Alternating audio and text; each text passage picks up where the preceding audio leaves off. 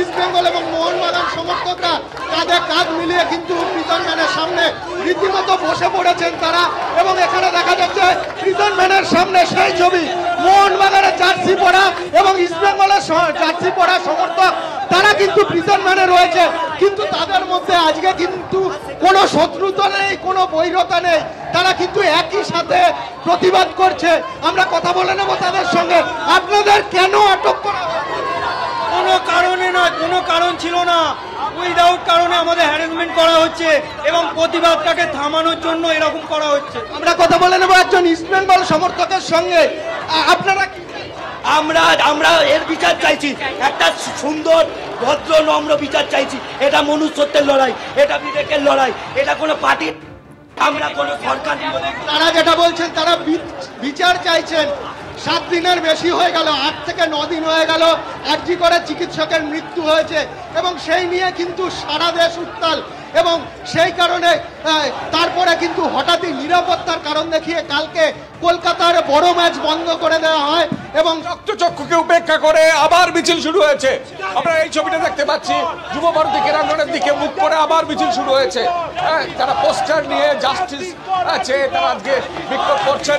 কিছুক্ষণ আগে দফায় দফায় পুলিশ সমর্থকদের তারা সরিয়ে দিয়েছে লাঠিসোঁটা করে, তারপরেও তারা কিন্তু আজকে বিক্ষোভ জানাচ্ছে। পুলিশ বারবার আজকে সরিয়ে দিচ্ছে। আজকে পুলিশ বলেছিল আমরা গার্ড দিতে পারবো না বলে ম্যাচ ক্যান্সেল হয়েছে। এত পুলিশ এলো কোথা থেকে? এত পুলিশ কোথা থেকে এলো? সেই দিনটা কোথায় ছিল? আজকে বলেছো ডার্বি হবে না, আমাদের তো হ্যারেস করা হয়েছে, সারা রাত ধরে ধরে টিকিট কেটেছি। আমরা তো ওখানে খুন করতে যাচ্ছি, আমরা তো জাস্টিস চাইতে যাচ্ছিলাম। আমরা পেসফুল করছিলাম জাস্টিস, তাও পুলিশ আমাদেরকে ধাক্কা মেরে বার করে দিচ্ছে। কার কথা বার করে দিচ্ছে? কার কথা? আমরা জাস্টিস চাই। দিনকে রাতে যখন হামলা হয়েছিল তখন এরকম ভাবে অ্যাটাক করেনি কেন পুলিশ? এইভাবে চাই, এইটা পুলিশের ভূমিকা নিয়ে এক রাস্তা চলছে। এইভাবে কোনো আন্দোলনকে থামানো যাবে না, এইভাবে কোনো আন্দোলন থামানো যায়নি। এইভাবে আন্দোলন থামানো যাবে না, বারবার বলছেন।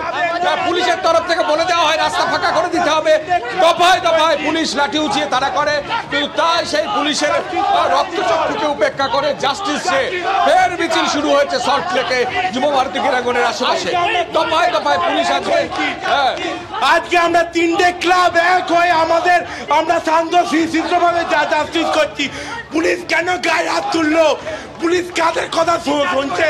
পুলিশ তাদের গায়ে হাত তুলেছে, মারধর করেছে, এমনটা অভিযোগ করা হচ্ছে। অর্থাৎ এখানে মোহনবাগান ইস্ট বেঙ্গল কার্যত এক হয়ে গেছে।